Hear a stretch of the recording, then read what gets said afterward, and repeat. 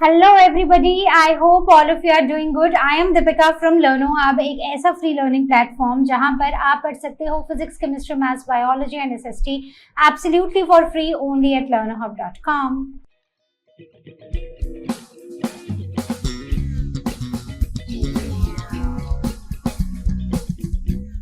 तो आज हम शुरू करने जा रहे हैं आईसीएसई क्लास 8 सिविक्स का नेक्स्ट चैप्टर, और चैप्टर है द यूनाइटेड नेशंस। तो यूनाइटेड नेशंस यानी कि यूएन के बारे में डिस्कशन करेंगे। तो चलिए शुरू करते हैं। यूनाइटेड नेशन क्या है, क्यों बना और क्या काम करता है, इसको समझने से पहले ना थोड़ा सा हिस्ट्री में जाना पड़ेगा और हमें ये समझना पड़ेगा कि यूनाइटेड नेशंस को बनाने की जरूरत क्यों पड़ी। तो हुआ क्या था कि 20th सेंचुरी ने ना दो वर्ल्ड वॉर्स देखे, फर्स्ट वर्ल्ड वॉर और सेकेंड वर्ल्ड वॉर, और ये इतना अनइमेजिनेबल ह्यूमन सफरिंग्स यहाँ पर देखी गई, जहाँ पर मिलियंस लोग मर गए, वहीं पर बहुत सारे लोगों के हाथ पैर कट गए, मिलियंस में ही ये भी मैं बात कर रही हूँ, और बहुत ज़्यादा डिवास्टेशन, डिस्ट्रक्शन, डिसोलेशन और डिस्पेयर बहुत ज़्यादा लेवल पर हुआ। अब था क्या कि इस समय पर अब लोग इतने परेशान हो चुके थे, तो लोगों के दिमाग में ना एक बात क्लियर थी कि हमें सिर्फ एक चीज चाहिए अब दुनिया में। मतलब ये थ्रू आउट द ग्लोब हो रहा था, एक पूरे प्लैनेट पे हो रहा था। तो लोगों को ना सिर्फ एक चीज चाहिए थी, पीस, शांति। तो उसके लिए बर्थ हुआ द लीग ऑफ नेशन का after the first world war in 1914 से 1980 तक। तो उसने एक स्ट्रॉन्ग ग्लोबल डिजायर जगाई फॉर पीस। तो आउट ऑफ दिस डिजायर 1920 में द लीग ऑफ नेशंस बनी, जिसका एम था कि फ्यूचर में वॉर्स को प्रिवेंट करना और पीस को बनाए रखना। लेकिन बात क्या थी कि लीग ऑफ नेशंस अपना काम ढंग से नहीं कर रही थी और ये अपना गोल अचीव नहीं कर पाई, और तभी सेकेंड वर्ल्ड वॉर हो गया 39 से 1945 तक। मतलब ये वो समय है जब हमारा देश आज़ाद ही नहीं था, हमारा देश अभी भी ब्रिटिशर्स के अंडर था, ब्रिटिशर्स के कंट्रोल में था। और यहाँ पर जो मैग्नीट्यूड ऑफ डिस्ट्रक्शन हुआ उसने वर्ल्ड को शॉक कर दिया। मतलब प्लेन्स उड़ रहे हैं, प्लेन्स से बॉम्ब गिर रहे हैं, और ये बॉम्ब लोग घरों के बाहर भाग रहे हैं। मतलब बहुत ज़्यादा तबाही देखी गई इस टाइम पर। अब फिर से वही बात कि लोगों को क्या चाहिए, आम जनता को क्या चाहिए, हमें चाहिए शांति। हमारी डिज़ायर है जस्ट पीस। बात सही है ना?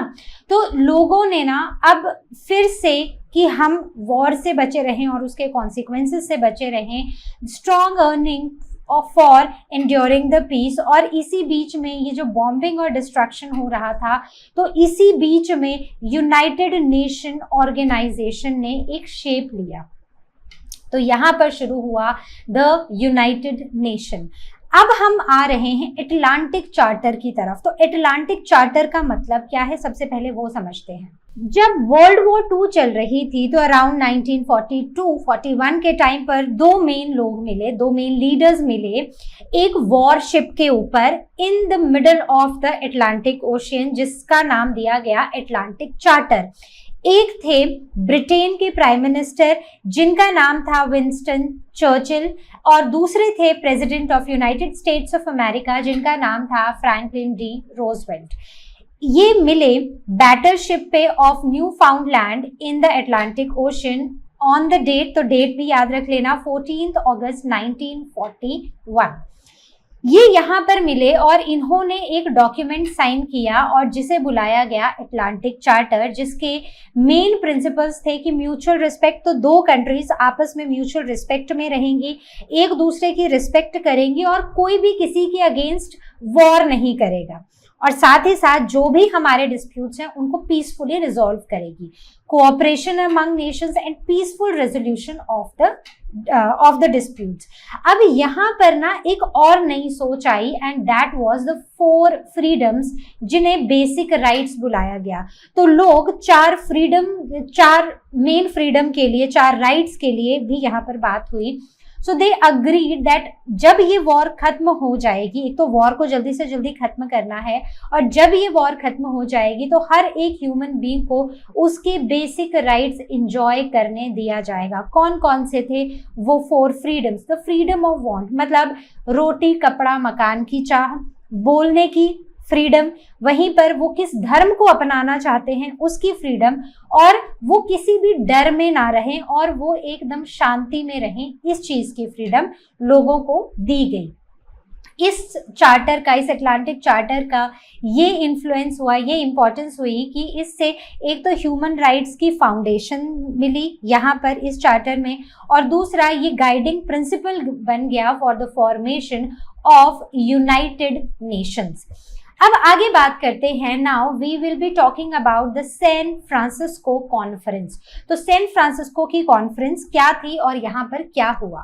सैन फ्रांसिस्को कॉन्फ्रेंस ने एक बहुत ही इंपॉर्टेंट चीज हमें दी, दैट वाज यूनाइटेड नेशन, और इसी कॉन्फ्रेंस में यूनाइटेड नेशन की फाउंडेशन रखी गई। जून 1945 में ऑलमोस्ट 50 नेशंस सैन फ्रांसिस्को में मिले और उन्होंने एक charter of United Nation sign किया। इसमें पोलैंड एब्सेंट था, लेकिन उन्होंने बाद में इसे साइन किया, becoming one of the original 51 members, और 24 अक्टूबर 1945 में यूनाइटेड नेशंस एस्टैब्लिश किया गया। इसका मेन एम था कि जो फ्यूचर जनरेशंस हैं उनको वॉर से सेव रखना, दूसरा affirm the faith in the fundamental human rights. Now 24 अक्टूबर को इसीलिए हर साल यूनाइटेड नेशन डे मनाया जाता है।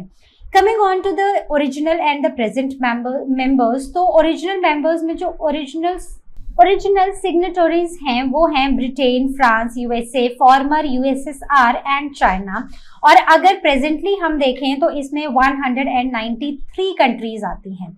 अब अगर हम इसके हेडक्वार्टर और लैंग्वेजेस की बात करें तो इसका हेडक्वार्टर है न्यूयॉर्क सिटी यूएसए में, और इसकी 6 ऑफिशियल लैंग्वेजेस हैं, जिसमें से है English, French, Spanish, Russian, Chinese और अरेबिक। अब अगर हम आगे देखें तो अगर आप यूनाइटेड नेशन का फ्लैग भी देखो ना तो लाइट ब्लू कलर का है और उसके ऊपर व्हाइट कलर से ऑलिव लीव्स बने हुए हैं और बीच में एक वर्ल्ड मैप है। तो इसका जो डिजाइन है, ये जो 2 ऑलिव ब्रांचेस है ना, ये ऊपर की तरफ को खुलती हैं और बीच में है वर्ल्ड मैप। ठीक है, जो व्हाइट डिजाइन है उसके नीचे है लाइट ब्लू बैकग्राउंड। अब आप इसका मतलब समझो, ऑलिव ब्रांचेस पीस सिग्निफाई करती हैं और ये जो वर्ल्ड मैप है ये यूनिटी बताता है। क्लियर हो गया? तो मैप में आपको दिखाऊंगी, तो ये है मैप, तो ये 2 ऑलिव ब्रांचेस हैं और बीच में वर्ल्ड मैप है, तो ये दुनिया में यूनिटी का सिंबल है। क्लियर हो गया? तो अब बात करते हैं कि यूनाइटेड नेशंस के ऑब्जेक्टिव्स क्या हैं। ऑब्जेक्टिव्स में सबसे पहला ऑब्जेक्टिव है पीस और सिक्योरिटी बनाए रखना। तो यूनाइटेड नेशन का काम है कि इंटरनेशनली पीस और सिक्योरिटी बनाए रखें, कहीं पर वॉर्स और कॉन्फ्लिक्ट्स ना हो, अगर हो रहे हों तो उनको पीसफुली रिजॉल्व किया जाए। दूसरा, फ्रेंडली रिलेशंस, जो कंट्री चाहे छोटी हो या बड़ी हो, कोई भेदभाव नहीं है, हर एक कंट्री दूसरी कंट्री के साथ एक फ्रेंडली रिलेशंस बनाए रखे, and it is based on the principle of equality. किसी भी कंट्री के साथ यूनाइटेड नेशन कोई भेदभाव नहीं कर सकती है। Next is international cooperation. International cooperation का मतलब है कि जो भी through out the world problems हैं, इकोनॉमिक प्रॉब्लम है, सोशल प्रॉब्लम है, कल्चरल है या फिर ह्यूमैनिटेरियन प्रॉब्लम्स हैं, तो हर प्रॉब्लम्स को इंटरनेशनल कोऑपरेशन से ही सॉल्व किया जा सकता है, और ये कराना यूनाइटेड नेशन का काम है। Then human rights and freedom, तो ह्यूमन राइट्स को प्रमोट करना, लोगों को उनके बेसिक अधिकार देना, to uphold the fundamental freedom for the people of the world. Then common platform, so ये एक कॉमन प्लेटफॉर्म की तरह एक्ट करता है जो for harmonising the activities of Nations, जहां पर जितने भी नेशंस हैं उनकी एक्टिविटीज को हार्मोनाइज किया जाता है, and this helps to attain the United Nation objective. किसी भी नेशन को कोई भी प्रॉब्लम है, कोई अपनी बात रखनी है, तो यूनाइटेड नेशन सब के लिए एक सेम स्टेज है जहां पर हम अपनी बातें रख सकते हैं। क्लियर हो गया? आगे बढ़ते हैं। Now talking about saving the future generations. अब जैसे देश ने दुनिया ने अर्ली 90s में 20th सेंचुरी में वर्ल्ड वॉर्स देखे, 2 मेजर वर्ल्ड वॉर्स देखे, जिसमें ह्यूमैनिटेरियन क्राइसिस, हर तरह से क्राइसिस देखे गए। तो हम चाहते हैं कि हमारी फ्यूचर जनरेशन्स को ये ना देखना पड़े, इसीलिए ये एक पूरा सेटअप बनाया गया है to prevent the repetition of sufferings which were caused by the world wars. अब अगर ह्यूमन ऑब्जेक्टिव्स देखें तो मेन जो प्रिंसिपल्स देखे जाते हैं यूनाइटेड नेशंस के, वो क्या हैं? तो ये 4 प्रिंसिपल्स आपको पता होने चाहिए। पहली बार, ऑल नेशंस, चाहे वो बड़ा है चाहे वो छोटा है, वो इक्वल है। दूसरा, सभी नेशंस को यूएन चार्टर को ओबे करना पड़ेगा। तीसरा, disputes must be settled peacefully. जो भी डिस्प्यूट्स हैं अलग अलग कंट्रीज में, वो पीसफुली सेटल कराना इनका काम है, और किसी भी तरह की फोर्स कोई भी कंट्री यूज नहीं कर सकती। तो मेरा आपसे ना एक क्वेश्चन है, काफी मतलब कंट्रोवर्सी वाला क्वेश्चन है, बट क्वेश्चन जेन्युइन है, और जो आज हम एज अ कॉमन जनता, चाहे देश की हो चाहे दुनिया की हो, हम सब की एक ही डिमांड है, और वो क्या है? That is peace. लेकिन जिस तरह हम अलग अलग देशों की लड़ाइयां इस समय देख रहे हैं, तो क्या आपको ये नहीं लगता कि यूनाइटेड नेशन अपना काम ढंग से नहीं कर रहा है, या यूनाइटेड नेशन जिस तरह लीग ऑफ नेशंस अपना काम फर्स्ट वर्ल्ड वॉर के बाद ठीक से नहीं कर पाया था, अब यूनाइटेड नेशन भी सेम कैटेगरी में जा रहा है? तो मुझे जरूर इसका आंसर देना। आगे बढ़ते हैं। Now we will be talking about the organs of United Nation. सबसे पहला यहाँ पर है 6 ऑर्गन्स। सबसे पहला है General Assembly, then Security Council, Economic and Social Council, Trusteeship Council, International Court of Justice and the Secretariat. तो हर एक ऑर्गन को इन डिटेल डिस्कस करेंगे, और सबसे पहले समझेंगे कि ये जो ऑर्गन्स हैं यूनाइटेड नेशंस के, इनकी इंपॉर्टेंस क्या है। तो हर एक ऑर्गन का, जितने भी यूनाइटेड नेशन के ऑर्गन्स हैं, उन सब का एक मेन फंक्शन है यूनाइटेड नेशन के ऑब्जेक्टिव को प्रमोट करने का। जैसे कि ये साथ में, जितने भी 6 के 6 ऑर्गन्स हैं, ये साथ में काम करते हैं, मिलकर काम करते हैं, पीस बनाए रखने के लिए, कोऑपरेशन प्रमोट करने के लिए, और जस्टिस और डेवलपमेंट इंश्योर करने के लिए। अब एक एग्जाम्पल लेते हैं, सिंपल सा एग्जाम्पल, जैसे कि एक क्लासरूम है। अब क्लासरूम में बच्चों के बीच झगड़ा हो जाता है, तो क्या होगा? तो टीचर आएगी और टीचर उस वहां पर शांति बनाए रखने का काम करेगी, राइट? वो डिस्प्यूट को सॉल्व करने का काम करेंगी। और मॉनिटर क्या करेगा? Monitor through out the year देखेगा कि ये जो शांति है ना क्लास में, वो बनी रहे। और प्रिंसिपल क्या करेगा? प्रिंसिपल शांति कैसे बनाए रखे उसके लिए काम करेगा। तो इसी तरह यूनाइटेड नेशन एक टीचर की तरह है जो क्लास में शांति बनाए रखने का काम कर रही है, राइट? अब बात करते हैं, तो अब देखो, अब हर एक ऑर्गन है, हर एक ऑर्गन का अपना अपना काम है। जैसे टीचर का काम है शांति बनाए रखना, मॉनिटर का काम है ये मतलब अगर डिस्प्यूट हो जाता है तो टीचर का काम है डिस्प्यूट को रिजॉल्व करना। स्टूडेंट का काम है, स्टूडेंट मॉनिटर का काम है शांति बनाए रखना through out the year, right? और देखना कि सब रूल्स ढंग से फॉलो हो रहे हैं या नहीं हो रहे हैं। और प्रिंसिपल का काम है रूल्स को बनाना, करेक्ट? तो ऐसे ही अब एक एक ऑर्गन को पढ़ते हैं, और हम शुरू करते हैं जनरल असेंबली से। तो सबसे पहले बात करते हैं मेंबरशिप और रिप्रेजेंटेशन की। तो जितने भी मेंबर्स हैं यूनाइटेड नेशन के, वो सब पार्ट होते हैं जनरल असेंबली के। तो हर nation can send up to the 5 representative, और हर कंट्री के पास एक वोट होता है, चाहे वो छोटी कंट्री हो, चाहे बड़ी हो, चाहे पावरफुल हो, चाहे डेवलपिंग कंट्री हो, सबके पास एक वोट होता है। ये साल में एक बार मिलते हैं, और अगर किसी भी तरह का कोई क्राइसिस हो तो स्पेशल मीटिंग्स भी बुलाई जाती हैं। Then the functions of the general Assembly. सबसे पहले इनका काम होता है इंटरनेशनल प्रॉब्लम्स को डिस्कस करना और रिकमेंडेशंस देना। अगर कोई भी प्रॉब्लम है तो उसे कैसे सॉल्व किया जाए उसके लिए सॉल्यूशंस देना।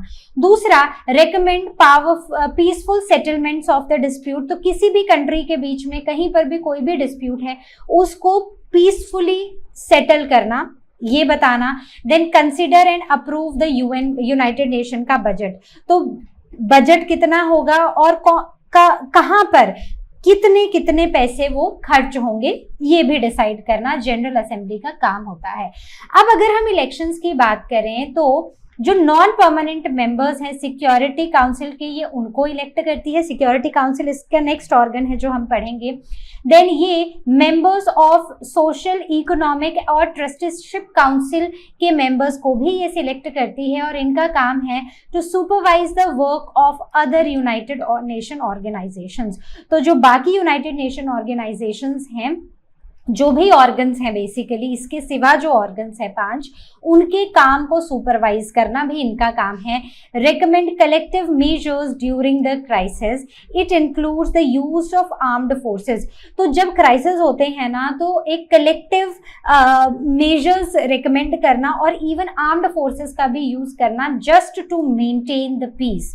तो यूनाइटिंग फॉर पीस रेजोल्यूशन, इसके लिए वो हथियारों का यूज करना भी कई बार वो हाँ कर देते हैं। Then decision making, so decisions are usually taken by simple majority, simple majority से ही डिसीजंस लिए जाते हैं और जो इंपॉर्टेंट इश्यूज होते हैं उसमें एटलीस्ट 2/3 मेजॉरिटी वोट्स की रिक्वायरमेंट होती है।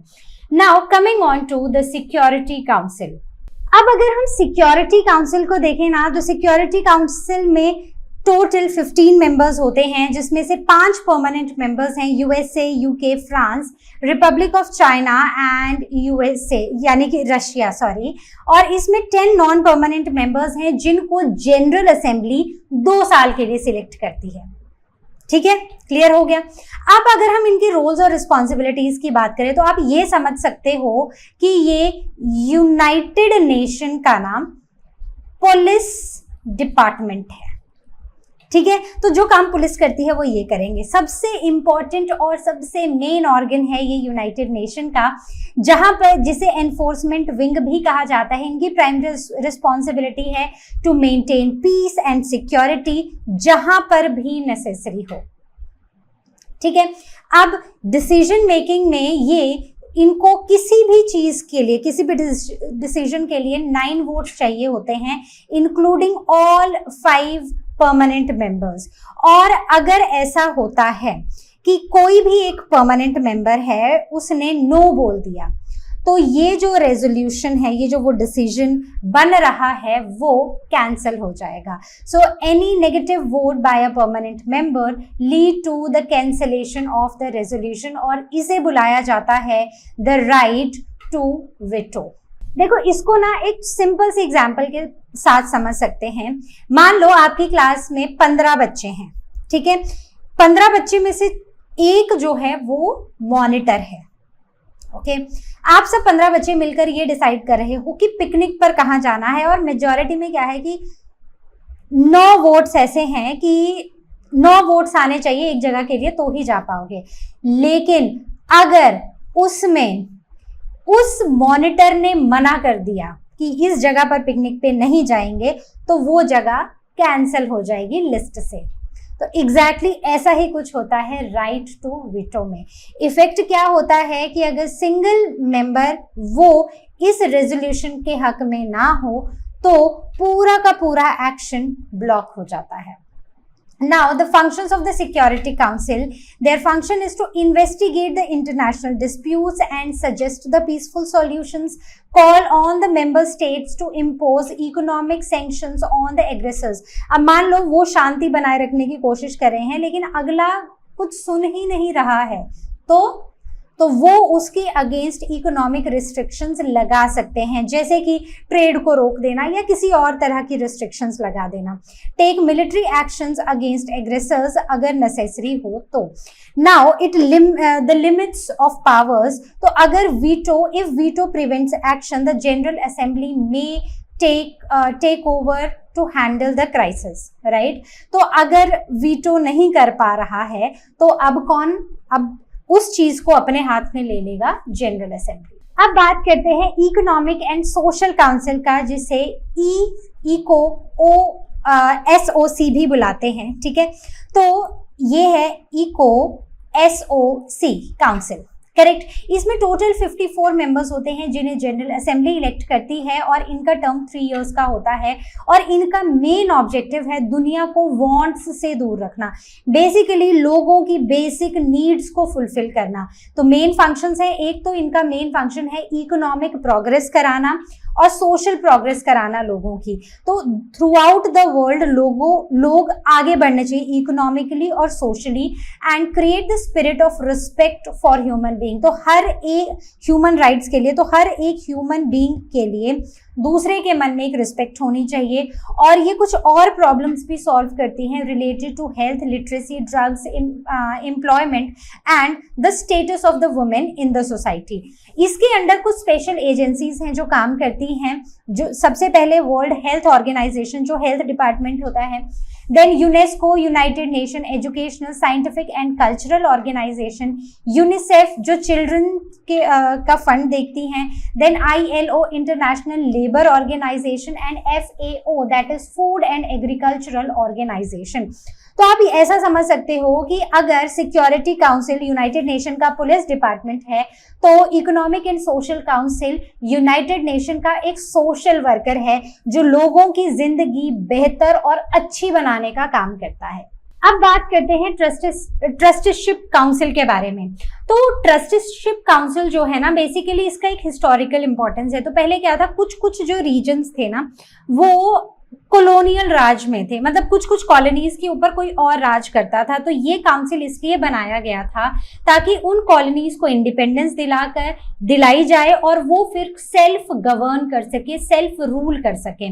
तो ये उस समय एस्टैब्लिश हुआ था। So establish to look after the territories जो फॉरेन रूल में थी और इन टेरिटरीज को सेल्फ गवर्नमेंट में लाना और इवेंचुअली इंडिपेंडेंट बनाना इनका काम था। अब ये जो पूरी काउंसिल है ना, ये इस टाइम पर सस्पेंड हो चुकी है। तो 1994 में ही इसने अपना सारा जो भी इस काउंसिल का फंक्शन था वो अचीव कर लिया था। सारे ट्रस्ट टेरिटरीज जो थे उनको इंडिपेंडेंस मिल चुकी थी, उनके वो सस्पेंड हो चुके थे उनके ऑपरेशंस इन 1994, राइट। तो आज के टाइम पर ये एग्जिस्ट नहीं करती है। तो आप ऐसा समझ लो कि एक ट्यूशन टीचर है जिसका काम है एक बच्चे को बोर्ड तक पढ़ाना, और एक बार बोर्ड के एग्जाम पास हो गया तो अब उसका काम खत्म हो गया, तो अब वो चला गया। तो एग्जैक्टली ऐसा ही काम था ट्रस्टीशिप काउंसिल का। Now the International Court of Justice, तो इसे आप समझ लो supreme court of United Nations, ठीक है। तो यहाँ पर 15 जजेस होते हैं जो अलग अलग कंट्रीज से आते हैं और एक ही कंट्रीज से 2 जजेस नहीं हो सकते हैं। इन्हें जनरल असेंबली और सिक्योरिटी काउंसिल इलेक्ट करते हैं। हर जज का ड्यूरेशन 9 इयर्स का होता है एंड नो 2 जजेस can come from a single country, ये एक रूल है। अब अगर हम फंक्शंस की बात करें तो इनका काम होता है अगर कोई भी 2 नेशंस हैं उनके बीच में बॉर्डर का डिस्प्यूट है उसको सॉल्व करना, और जितने भी बाकी ऑर्गन्स हैं यूनाइटेड नेशंस के उनको लीगल एडवाइस देना, ठीक है। अगर उनको जरूरत है, अगर वो पूछते हैं तो उनको एडवाइस देना। नाउ लीगल फ्रेमवर्क और लोकेशन की बात करें तो decisions are made in accordance with the international law. तो जो इंटरनेशनल लॉज हैं उनके बेसिस पर ये डिसीजंस लिए जाते हैं और इसका हेडक्वार्टर नीदरलैंड हॉलैंड में लोकेटेड है। अब अगर हम बात करें तो नेक्स्ट है सेक्रेटेरिएट। तो इसका नेचर क्या होता है, तो बेसिकली ये काफी इंपॉर्टेंट ऑर्गन है जो बेसिकली पूरे यूनाइटेड नेशन को चलाता है। तो इसे चीफ एडमिनिस्ट्रेटर ऑर्गन भी बुलाया जाता है and it is headed by the general secretary general. Secretary general को इलेक्ट करती है जनरल असेंबली और ये 5 साल के लिए सर्व करता है। इसके मेन फंक्शन होते हैं, अब इसके ना बहुत ही बड़ा स्टाफ होता है सेक्रेटेरिएट का जो अलग अलग कंट्रीज से आता है और ये डे टू डे एक्टिविटीज देखता है यूनाइटेड नेशंस की। अब इसमें इसके स्टाफ में इंटरप्रेटर्स भी होते हैं, अलग अलग लैंग्वेजेस हैं, देखो वो भी तो करना पड़ेगा। देन सिक्योरिटी गार्ड्स, फोटोग्राफर्स जो रिकॉर्ड को मेंटेन करते हैं और कुछ और एडमिनिस्ट्रेटर वर्कर्स होते हैं। Now talking about the achievements of the United nation. अब अगर हम यूनाइटेड नेशन को देखें तो ये हर वॉर को तो यूनाइटेड नेशन नहीं रोक पाया है, लेकिन फिर भी बहुत कोशिश की है यूनाइटेड नेशन ने पीस लाने की। दो सारी वॉर्स प्रिवेंट नहीं हुई हैं, लेकिन जैसे कोरिया की वॉर, सीज कैनाल के क्राइसिस और वही गल्फ वॉर्स को वहां पर पीस रिस्टोर करने की इन्होंने कोशिश की है। Now the support for independence, तो बहुत सारी कंट्रीज हैं जैसे इंडोनेशिया, अल्जीरिया, मोरक्को, यहाँ पर वो कॉलोनियल राज को खत्म किया है। देन फाइट अगेंस्ट अपार्थाइड, तो ये क्या होता है, तो अपार्थाइड रिजीम, तो यहाँ पर क्या होता था, ये बेसिकली क्या होता है ना, ये एक तरह का डिस्क्रिमिनेशन है जो साउथ अफ्रीका में होता था। अपार्थाइड में क्या होता था कि जो ब्लैक और व्हाइट लोग होते थे ना, उनके सैंक्शंस में ही वो बहुत गड़बड़ी करते थे, तो व्हाइट लोगों को ज्यादा मिलता था, ब्लैक को कम मिलता था। तो ये चीज भी यूनाइटेड नेशन ने ही खत्म की है। So imposed economic sanctions on South Africa's apartheid regime. This played the role in liberation of South Africans from the racial discrimination. Now the human rights की प्रोटेक्शन के बारे में अगर बात करें तो यूनाइटेड नेशन ने कंसिस्टेंटली काम किया है through out the world for the protection and preservation of the human rights through out the world. अब डिसआर्मेंट की बात करें तो एक्टिवली इन्होंने वर्ल्ड में काम किया है न्यूक्लियर आर्म की रेस को खत्म करने में and to promote the use of the nuclear energy for the peaceful purposes. तो इस न्यूक्लियर एनर्जी को पीसफुल पर्पसेस के लिए यूज करने के लिए भी इन्होंने काम किया है। अब डेवलपमेंट और सक्सेस की बात करें तो achievements through specialised agencies in labour, health, welfare of children and education, तो इन्होंने पॉवर्टी, इग्नोरेंस, मालन्यूट्रिशन, हंगर और डिजीजेस के लिए भी बहुत सारा काम किया है। अभी जो ऑनगोइंग चैलेंजेस हैं उसमें क्या है, अब कोशिश ये कर रहे हैं, लेकिन फिर भी हम देख रहे हैं कि विद टाइम हेट्रेड और इनटॉलरेंस लोगों में with in the countries, in the country and outside the country, between the countries बढ़ती जा रही है। और ग्लोबल थ्रेट है टेररिज्म का, ये तो हम सबको पता है। टेररिज्म का ग्लोबल थ्रेट हम देख रहे हैं। तो आज की नीड क्या है कि यूनाइटेड नेशन जो काम कर रहा है, although United Nation is not at all a perfect organisation, United Nation को पहले तो अपने थोड़े रिफॉर्म्स करने की जरूरत है। एक तो रिफॉर्म उसको किया जाए, नहीं तो जो पावर्स हैं, ग्लोबल पावर्स हैं, सिर्फ पावर उनके हाथ में अगर रहेगी तो चीजें उनके हिसाब से चलेंगी, दुनिया के हिसाब से नहीं। एक तो United nation must be reformed और उसको स्ट्रेंथन किया जाए, साथ ही साथ it should be more effective and capable. ये ज्यादा केपेबल ऑर्गेनाइजेशन हमें चाहिए। the goal is to restore sanity, balance and harmony in the world। तो हमारी जो रिक्वायरमेंट है वो है पीस, और पीस को अचीव करने के लिए हमें एक ऐसी ऑर्गेनाइजेशन चाहिए जो ज्यादा स्ट्रॉन्ग हो और जिसके डिसीजंस बायस्ड ना हो। So this was all from our today's session. I hope आपको चैप्टर समझ आया है। काफी सिंपल चैप्टर है, हर ऑर्गन के फंक्शंस याद रख लेना। तो कहीं भी कोई भी डाउट हो, ask it on ask question section, और you can book your class with Learn Hub Swayam. I see you next time with the next video. Till then you all take care and as you all know, Learn Hub मतलब free है पर best है।